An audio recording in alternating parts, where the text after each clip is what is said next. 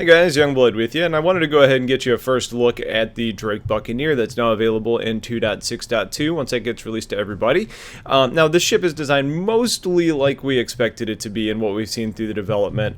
Some of the changes they talked about are currently in place. For example, the entering of the seat actually got moved to the left side of the ship, so that kind of falls in line with everything else. Durability here is not supposed to be much of a factor. It's supposed to be pretty limited on the ship, so we'll kind of test that in combat. But you can see it's still got the massive engines on board. The ship is fast, and we'll talk some more specifics on flight here shortly. And it is dotted with maneuvering thrusters, meaning that the thing can actually be really quick. Now, as far as other changes, there was supposed to be a size 4 mount on the bottom of the ship, and we know during the development they planned on moving it either forward or backwards to accommodate the landing gear, so it could actually fold up into the craft and not be in the way. Instead, what ended up happening was that they ended up putting a turret on top of the ship, and I think some people are going to like that, some people are going to dislike that, depending on how much uniqueness you need to find in your individual ships. Some people may say, oh, look, it's another ship with a turret on top, but from a gameplay perspective, I think that makes a lot of sense. If you're used to trying to find firing lines and being consistent from ship to ship, there's some definite benefits to actually having that on top because it's going to be familiar to you as compared to other ships. So the real thing on this ship that I think we're going to be most interested in is going to be the weaponry, because it's almost like a miniature gunboat of sorts. So starting small and working big, on the wingtips you do have fixed size 1s. It comes equipped with 9 series long swords. So as far as the size 1 options are, this is probably one of the more potent ones you can actually have available. Now it's ballistic, so you're going to end up having some ammo issues if you're out in the verse for a long time, but you can always equip it for energy weapons, or on a ship like this you probably want maximum output of damage, and I think the longsword as far as size 1s go is probably your best bet. A little bit closer on the wings, you've got yourselves a size 3 mount. It currently comes equipped with a Badger on a gimbal, so you could technically run this just as is and have a gimbaled setup with your Badger, or you could end up running a fixed setup and put a Panther on there or another size 3. Now, for my money, I'm always going to run a fixed, and there's 2 reasons for that. One is that I'm a joystick player, so I don't really use gimbals very often anyways. The other one is I don't like having a mix of fixed and gimbaled weapons. It makes things complicated in my mind. So with these currently being, even though they're only size 1s, with them being locked to fixed, you can't put a gimbal on a size 1. That's just the smallest option that there is. You may end up in a situation where this is gimbaled and this is fixed, so you have a hard time landing all the shots on the target all the time. I would just opt for fixed, end up dropping a Panther on there, increase your damage, and then you can kind of coordinate your firing that way. And then on top, I mentioned the turret already. It's a size 4 turret. What comes equipped is the size 2 Tarantulas, the GT870s. Again, a pretty high damage output option. Now, for those of you that don't want to use 2 size 2s, it is a turret, and you do get the flexibility currently to add other things on there. So if you just want a single if you just want a single fixed size 4 weapon, you could toss up something there like a M6A laser cannon, which looks pretty beastly on this ship. Or you could throw something up there, maybe like a combine. If you're trying to run that, if you're trying to run that setup, I mean, you just gotta laugh a little bit. I mean, that's pretty funny. But then all of a sudden you can go, all right, I'm bringing the big weapons because it kind of scales accordingly, and I want the biggest option possible. So, that's kind of the overall look. Now, this ship doesn't really have an interior, so there's not a whole lot to talk about. As far as design on the exterior of the ship, I mean, it looks nice. It really does look like a warbird.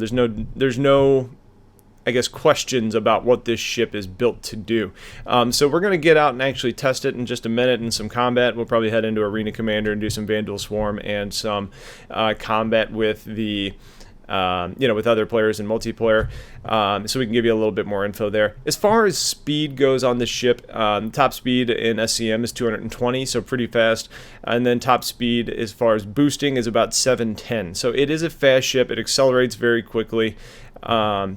But yeah, I mean, that's basically it. Inside the cockpit, it's small, it's cramped, it's very Drake. The new Drake audio is actually really strong. But there's some nice little touches. Like it almost looks like an old school, or I guess a current day chopper in a way. And some people are probably going to dislike these bars. I think people dislike the bars in general. I don't personally have any issues with them. I haven't really had any yet.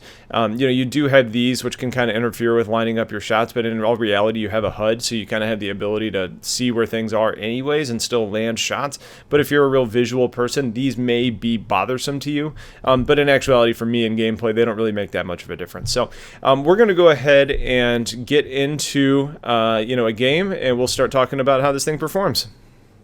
So before we get too far into this, I needed to apologize. I had my mic actually sitting on my desk, so it was a little bit noisy there. So for those thunks and everything, sorry, won't happen again. But moving into just kind of the impressions on the ship, when it comes to flying the ship and testing to give you a great overview, the problem coming in is that the pips still aren't lining up in 2.6.2, and the ESP is still a little bit wonky.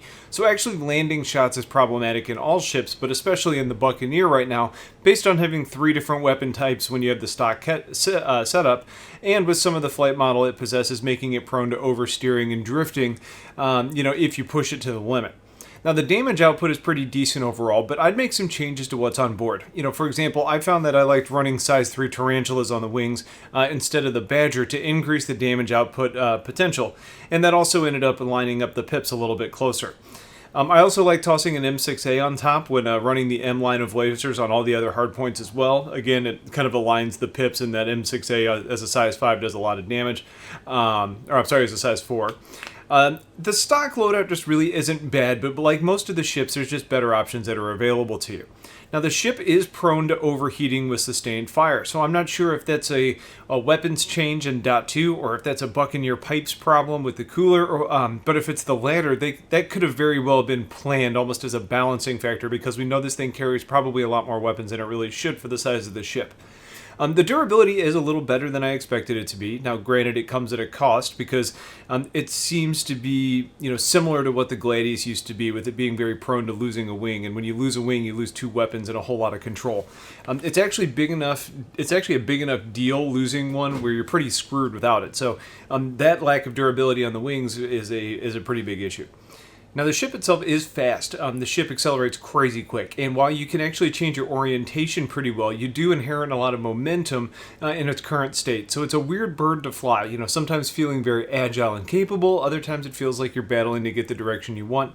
Overall, it's just a squirrely craft, but there are currently some issues with the pitch and how it performs. The cockpit itself is cozy. The bars aren't too intrusive for combat when you're having the HUD that's pointing targets out, but if you were trying to spot something that didn't have a signature, that would probably be pretty difficult in this ship. Overall, I like the ship so far. It's fun to fly. It has a great audio profile. It's got good weaponry, and honestly, it feels different from just about any other ship in the game right now. So there's going to be a lot of balancing coming, specifically with the flight model of the craft, and I'll keep you up to speed on that. But so far, it's interesting would probably be my best summary of the Buccaneer. So if you guys have questions about any of this, please let me know. Otherwise, stay tuned for a whole lot more coming your way soon, and have a wonderful day. Take care.